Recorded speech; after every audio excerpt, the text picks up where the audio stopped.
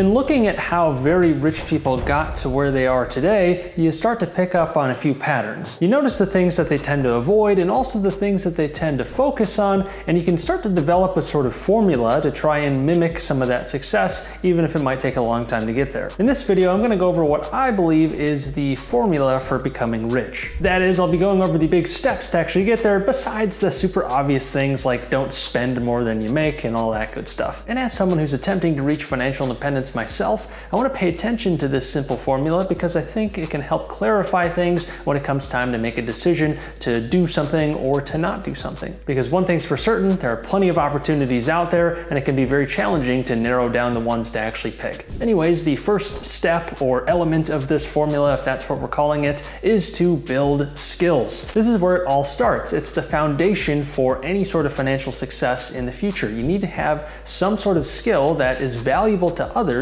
and then you can build on those skills and ideally combine multiple skills to the point that you're able to provide a lot of value to others. And some skills are definitely a lot more lucrative than others. I'm not going to pretend like every skill set, even if it might be difficult, is necessarily financially rewarding, so you have to keep that in mind. And I think the single most important skill that you see a lot of rich people have is the ability to run teams and the ability to delegate things between their team members. And there's a key distinction here between being a leader and a dictator, so you can't just go and shout orders to people and expect things to get done. You have to actually get people to buy into the mission, and sometimes that involves paying them handsomely, but whatever the case, you have to make sure the incentives are aligned in building a team, and that can be very challenging. And that's because you're dealing with people, and people are complicated. But either way, the ability to run teams and to hire people and actually get things done in a team setting is a very lucrative skill, especially when you pair it with other skills or specialties with some other knowledge you might have in some other area. In my case, I'm an attorney, and I spend a lot of time working on the skill of identifying potential risks in a particular deal or in some sort of thing that's happening. I also spend a lot of time thinking about structure and the overall organization of something. So that is a skill set that I have.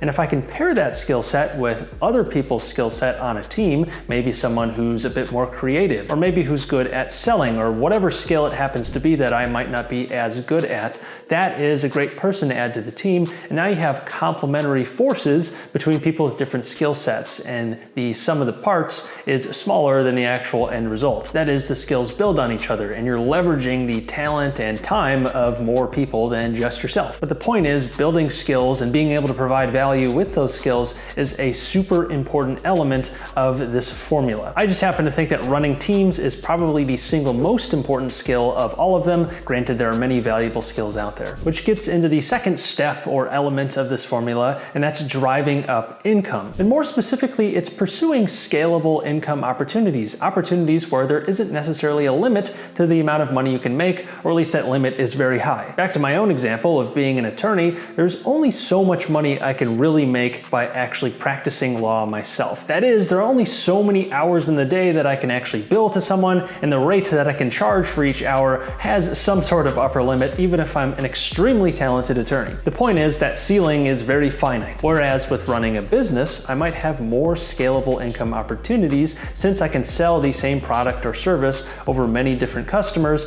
assuming I can hire people that can actually help fulfill whatever product or service I'm trying to sell. And even sticking with an attorney example, the difference between the amount of money I can make running a law firm versus just running my own individual practice and billing each hour myself is pretty significant. But in order to do that, we'd have to go back to the first step, which would be building my skill of being able to run a law firm in the first place and being able to put the right people in the right places to then both get and serve clients as best as we can, and then bill them accordingly, and then be able to make some money. So there are a bunch of skills baked in there, and that's one of the reasons it's a more scalable opportunity than something that just flows through me. But that's the point. Rich people go for far more scalable opportunities, which then allow them to make a lot more money if things go right, because there's not much of a ceiling to the amount of money they can make, at least compared to someone who is just trading their time straight up for money. It's definitely a lot easier said than done, but that's the reality. And that's a big reason I recently went and bought a small business. It's something that has more scalability on the income side of things,